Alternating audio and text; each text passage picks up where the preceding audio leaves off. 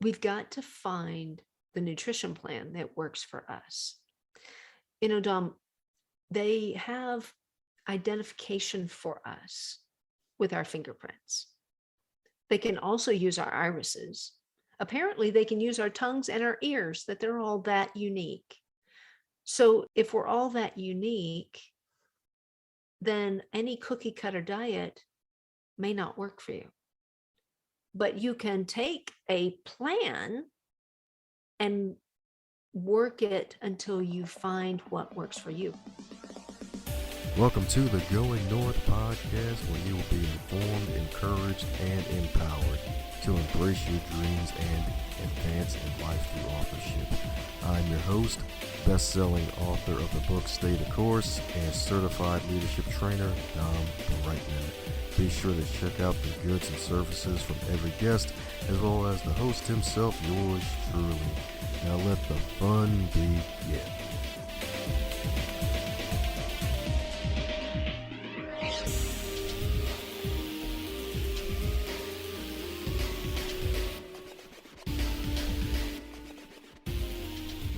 Today's episode is sponsored by the book that will empower you, encourage you, and through its expression help you to advance to your next level. Stay the Course, The Elite Performers, 7 Secret Keys to Sustainable Success by this guy right here you're hearing. And the good news is you can now hear the book on audiobook. So head over to Amazon.com or Audible.com or Apple Music, pick up the audiobook. And that's today's sponsor. Go out and buy a copy or a few of Stay the Course, The Elite Performers, 7 Secret Keys to Sustainable Success, and advance north to your next level of greatness. And today on the Highlight Reel Builder for Authors, known as G&P, the Great, Glorious, and Glamorous, it's the Going North podcast. We got another wonderful, super special, awesome guest that could probably fit all 3 of those G's, because we got another TEDx speaker, y'all. That's right indeed. That's right indeed. Not only is she a TEDx speaker, she also has a master's degree, folks. That's right, a master's degree. So black belt swag ahoy. In marriage and family counseling, as well as a clinical residency in pastoral care, y'all. So that's right, the PC we all need, folks, the pastoral care. And she's also a best-selling author, folks, a best-selling author of a wonderful book. And she also has clients spanning 6 out of 7 continents, since Antarctica is off limits for the regular human. So that way we don't turn into literal icicles. So let's give it up for Miss RJ City herself, the radiant and joyful Renée Jones. How you doing today, Renée? I'm doing well. Thank you for having me. Oh, yeah, that's right. That's right. Days looking forward to having you here. That's right. Because folks are dealing with all sorts of nonsense thanks to the CV that happened in the year that shall not be named, even though it's called 2020. Oh, just named Oops, it. dude, such a mistake. Oh, yeah. Where folks had the COVID 25 and not the COVID 19. Like, I thought it was freshman 15. It's actually COVID 25. It was. So many people gained weight then. But not you, right? Did you keep your win streak alive? Yeah, I'm still there. 9.5 years Woo! now. There we go. That's what I'm Yeah. talking about, indeed. After 40 years of yo-yoing up and down the scale, I feel very happy with that result. Ah, good. It's right indeed, because yo-yos are fun, just not for the dieting part of the whole ordeal. That's it. Yeah. Yeah. Well, before we get into how the heck you actually kept your win streak alive, even through the wonderful days of Netflix and gain weight, mind filling in any cavities I may have missed about you, because I'm pretty sure you didn't grow up thinking you'd be an emotional eating expert on top of everything else. No, that wasn't on my list of things to do. Yes, indeed. So was it Conqueror Venus? Was that on the original goal list at the age of 13? Uh, no, not really. I mean, I wanted to be a writer at the time. I probably wrote my first stories when I was 13, 14, 15, somewhere in there. Silly things, but it was good practice to get some good writing done. So I wanted to do that, and I wanted to be a counselor because I loved having really good conversations. There you go. Good conversations. That's right. Where they're good in the neighborhood, I'm assuming. Of course.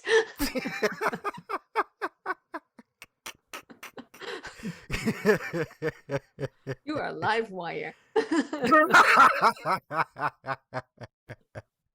That's right. That's why having a fun person now is required to step in here. That's right. If you do not, we will make you have fun here. That's right. That's a great goal. That is a fantastic goal. That's right, indeed. So getting that writing done at the young age led you to finally publish your first books. How did it feel? So was it like an on and off hobby with journals and diaries, or, well, then again, I guess you had to like it. You got your master's, and that involved a Yeah. lot of writing as well. Yes. Well, I wanted to be a writer. I wrote the books, the stories really. And my mother said, "You're not going to make a living this way." So I went into journalism. And I thought I could be a journalism teacher. That way I can write. And then, of course, there aren't many teachers out there who do just journalism. So I added English. And I totally forgot about writing books. And then once I came into this position as a counselor and coach, I thought, I need a book. You got to have a book. So that's when I started writing that one. And it didn't take long because I already had my plan for how to help people overcome their emotional eating. So basically, I wrote the book as a way to service people who didn't want to hire a coach. And they can go through the various chapters and learn some things. And there are questions at the end of each chapter that they can answer. And if they're good at this, they can get everything they need just from that. That's right. So since it was easy, what was it like then? Did you already have the stories ready and raring to go, or did you speak the book into existence? How's the writing process? I had heard about people who spoke their books. They wrote it by just talking about it. And I thought, I'll never transcribe that. So I would talk to myself and I would sit down and I would write. And then I would read it back and just keep filling in. I had a general idea. I had a bunch of folders. It was like chapter 1, chapter 2, chapter 3. So I took all of my research and all of my stories and put them in the folder for chapter 1 and worked it out that way. It took, I think it took about 6 months to write, while also coaching and working, all that kind of thing. There you go. There you go. So did you ever have question marks flying out of your head while you're talking to yourself before you wrote the book? Of course. In fact, there are two chapters in the book that I gave it to the editor, and they're like, okay, you're gonna have to give us more, because my chapter on diet was pick one. My chapter on exercise was do some. They said, no, we kind of need more than that. I said, but I'm not an expert in those. They said, do some research. You can do that. Like, okay. There you go. That's right. The magical research indeed. They're like, hey, come on, put your research to the test, y'all. That's right. Go out there and do the research purposes for real. That's right. That's it. Yeah. Yeah, that's right indeed. That's right indeed. So my goodness, so finally putting the pen to paper, getting that done, and finally caving in to the editor since sometimes it can leave a lot of red on the metaphorical page. It finally joined the business of immortality and got to bestseller status indeed. So is there gonna be another book? I think about it periodically. I think it won't be on weight loss, because there's, I write a blog every week, so that keeps that flowing. But I'm not sure exactly what to do next with it. Probably on self-esteem, although there are plenty of books out there about that. But I think I think low self-esteem is a greater pandemic than that thing which shall not be named from that year we don't talk about. Yep, that's right. 2002. That's right.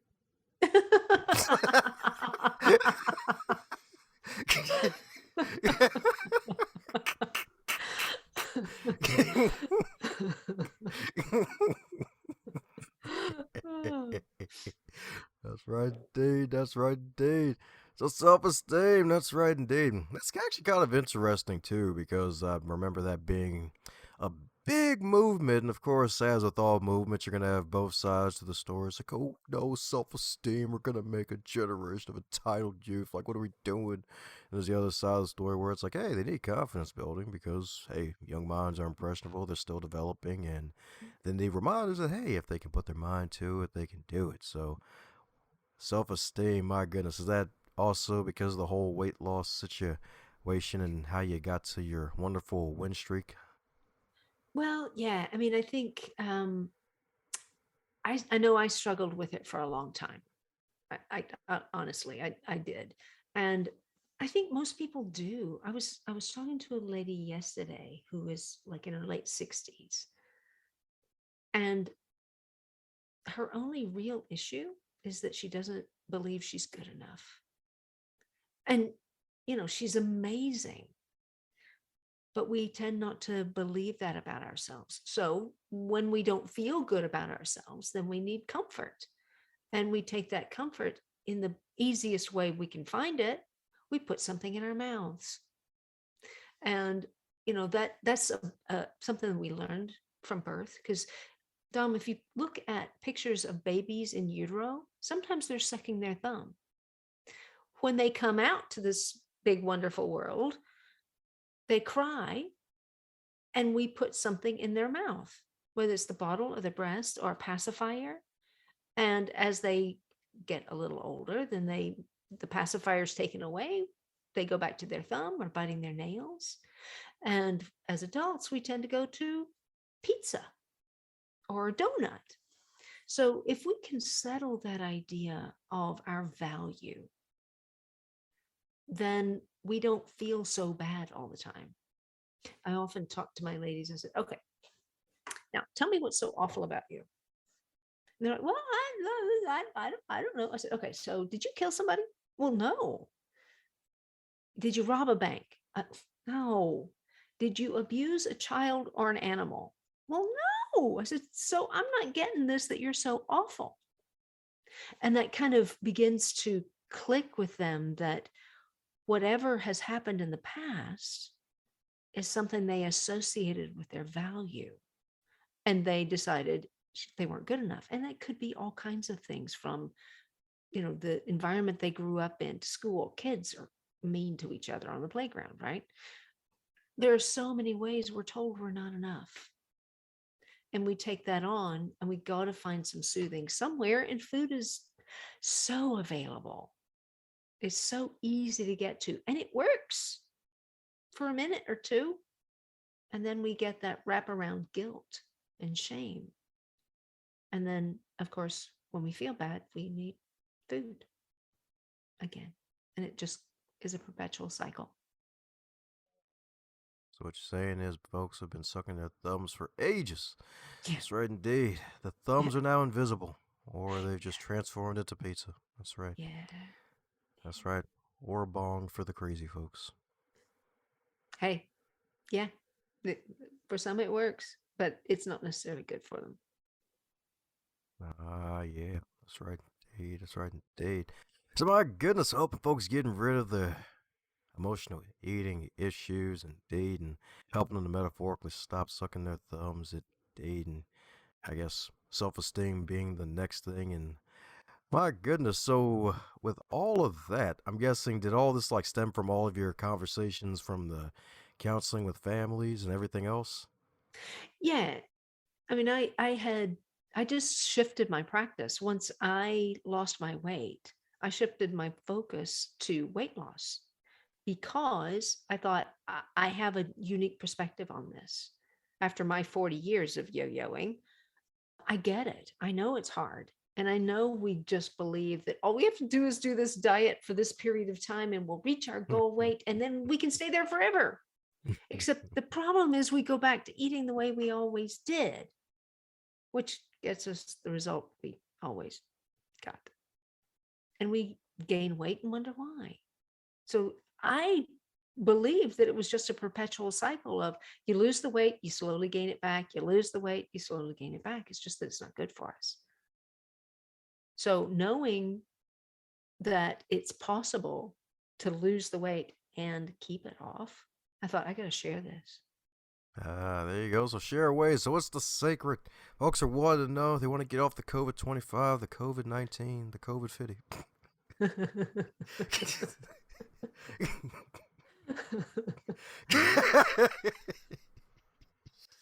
Oh, they're getting bigger all the time.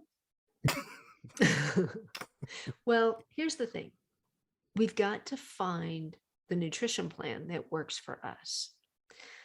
Dom, they have identification for us with our fingerprints. They can also use our irises. Apparently, they can use our tongues and our ears, that they're all that unique. So, if we're all that unique, then any cookie cutter diet may not work for you.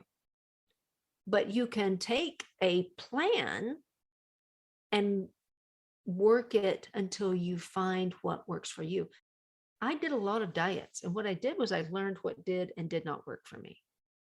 And honestly, I lost my weight on a low fat, low calorie diet. It was 2012. That's all I knew. Right. And 2 years later, I was tired, hungry, and cranky all the time. And I thought, there's got to be a better way. So I did a metabolic test, and I now give it to all my clients, which told me that I oxidize my food so fast, my Cap'n Crunch would never last past the first hour of the day. So I had to change how I ate. The good part of that was that after I tried it for a week, I wasn't hungry, I wasn't tired, and God bless Mr. Jones, I wasn't cranky all the time. So we've got to find what works for us, right? And then, we've got to deal with that emotional stuff that drives us to food for comfort or stress relief. If we don't deal with it, it just gets bigger. I often say we need to pay attention to our feelings rather than stuffing them down and following with a food chaser. And then the third part that I work on is helping people get reconnected with their best selves. Because I don't know about you, but when I'm in my best, I make much better choices about everything. So that's how I help people. Now, there are a lot of little tips and ideas for making it work for you, but that's the basis of it. There you go. So get that test, y'all. That's right indeed. That's right indeed. That's right indeed. And the good news is it's not like one of those English language tests, with all the grammar and everything, where the English teacher bloodies your paper. It's not one of those. It's actually a good test. You just answer questions about yourself, and the computer spits out the information. It's like, oh, okay, well, that makes sense. I haven't had one person yet who's taken this test who has not said, that's why this works for me, because it makes sense once you see it. Good. So you heard that right, folks. Find Renee, take the test, see if you become the first person. Stump the coach, stump the coach. Yes. That's right. And if you do stump the coach, that means you'll become a tree.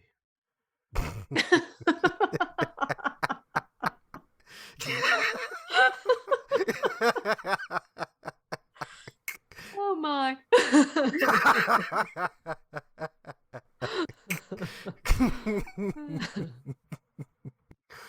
But don't worry, they won't smoke you for all your knowledge.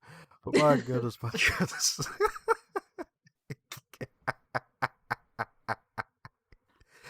That's a dude.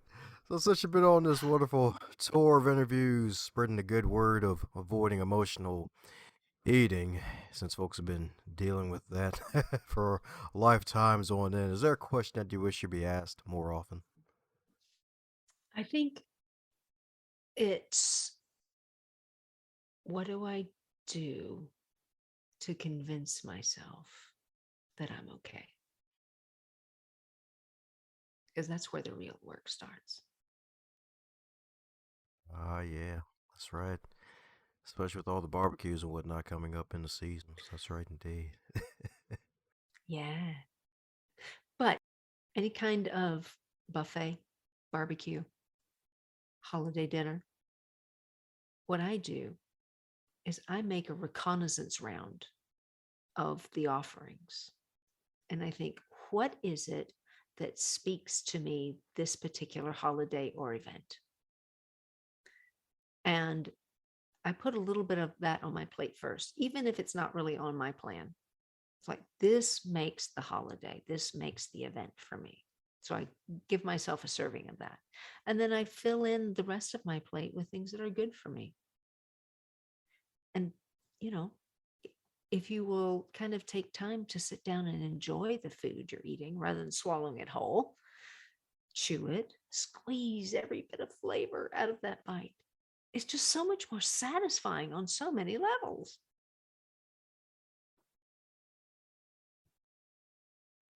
Ah, there you go. That's right, indeed. That's right, indeed.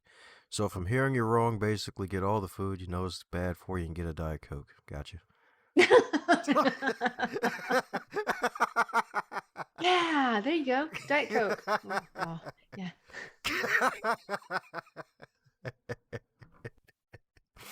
Ah, yeah. But if I'm hearing you right, though, it sounds like you basically take a scope of what's going on. You actually just like, okay, cool. So this looks delicious. It all looks delicious, but you know what? This looks the most delicious right here. Just gonna grab a small serving of it. Just give myself a taste, Mm, and then make sure everything else is healthy afterwards on the plate. mm. Yeah, because I mean, think about it, Dom. We basically only taste the first three bites of anything. And then it's just continuing to eat. So all you need of anything is three bites to get the most value out of Ah, there we go. Three magical bites, y'all. That's right. So I guess that means the rule of three goes beyond just a rule of three, y'all. it. It's more than you think. It's not just reading three books on one subject. It's getting those first three bites in, actual bites, and taking time, savoring the food. That's right. That's right indeed. Not swallowing it, not being a vacuum. That's right. Because you don't enjoy it. And if you want to enjoy it, you got to slow down. I mean, if you're going to eat on autopilot, you may as well be eating celery. You'll enjoy it just as much. There you go. That's right. Especially when the ants get on the log. Yeah.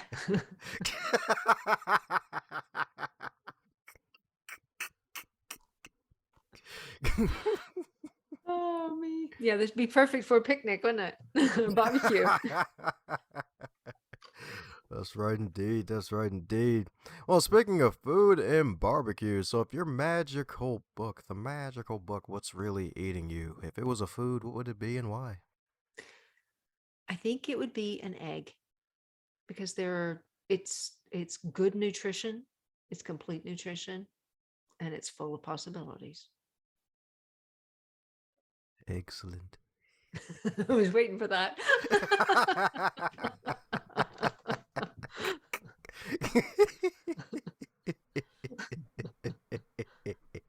That's right. It's the Sunny Side Up podcast, baby. Although after talking with this host, the guests leave with their brains scrambled. Hey, that's my job, dude.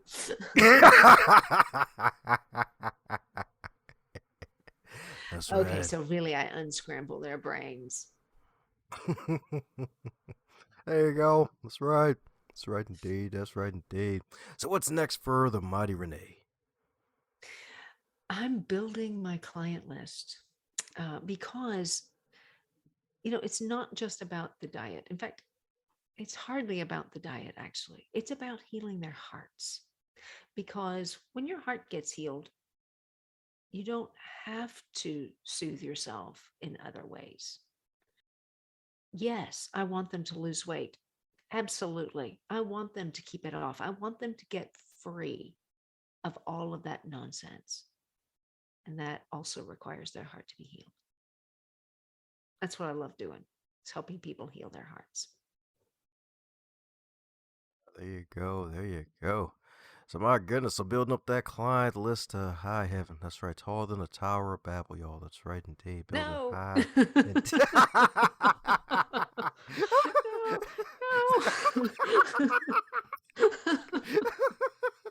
Let's hope not.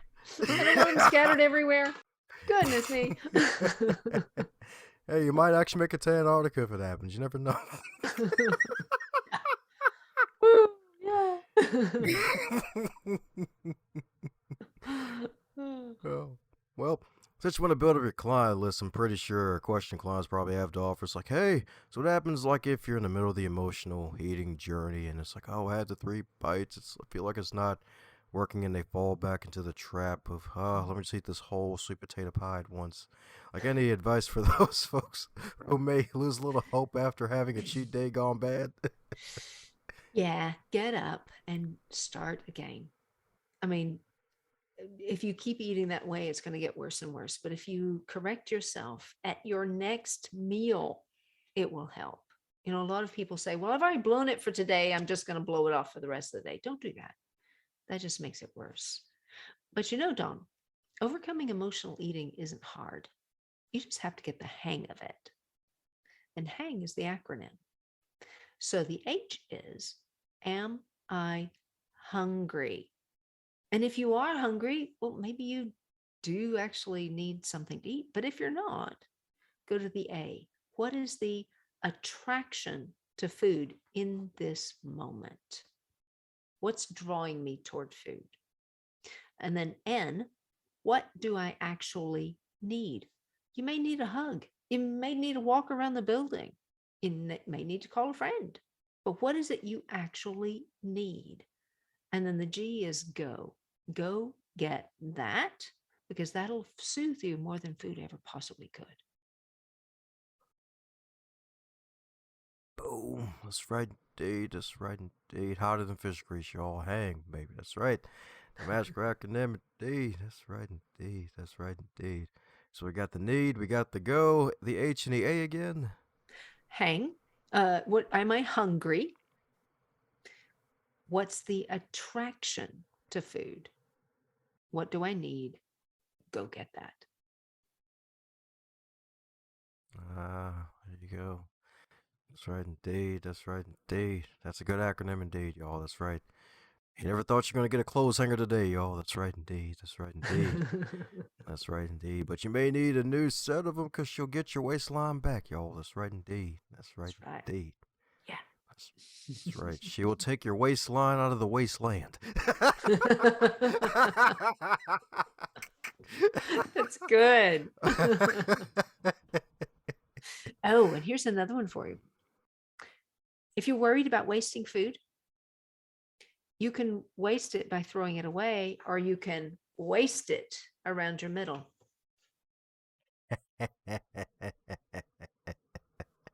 There you go. That's how you put Malcolm in the middle.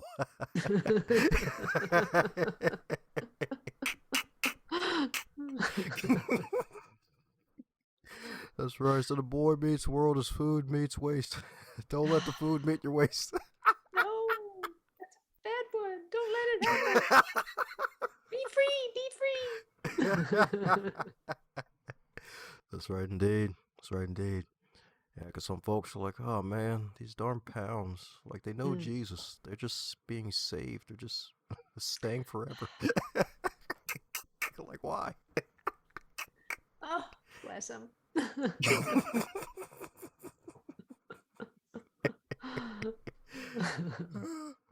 Well, before we get even deeper to the wasteland of the many expanded wastes, we're coming down to the magical question that every guest gets to receive, and that is if you're to wake up tomorrow and you're 25 again, but you're in the current year of 2022 with all of your knowledge and experience, what advice would you give to yourself? Know that you are enough. Yeah, that's right. You are enough, y'all. That's right, indeed. That's right, you are enough indeed. That's right, indeed. That's right, indeed. That's right, indeed. I know what's not enough is enough of Renée Jones, because folks need to dive more into your stuff. So if folks want to do just that and keep up with all the things you're doing, heck, even look out for your next book all about that self-esteem to get them six-pack abs of confidence, what's the best way for folks to do so? Packyourownbag.com. I'm on Facebook at Pack Your Own Bag, as well as Instagram and YouTube. Oh, yeah, that's right. Pack your own bag, y'all. That's right. That's right, indeed. That's right. Pack your bag, not your pants, y'all. That's right. That's right.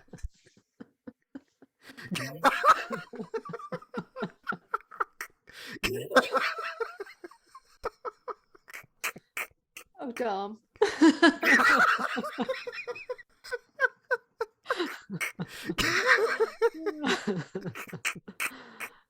Ah.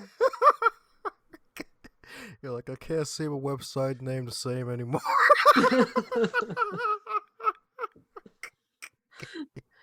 Yeah, that's not what I had in mind when I came up with that, but there we are. Don't worry, we're just talking about pounds from the Yeah. year that should not be named.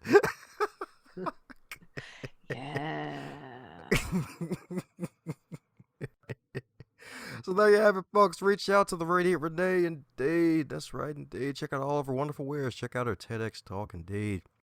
Solid stuff, indeed. Solid like a rock, indeed. So solid like a rock, Chevrolet will be jealous, y'all. I'm telling you. That's right. Check out all of her wonderful stuff, indeed. It's going to be in the show notes.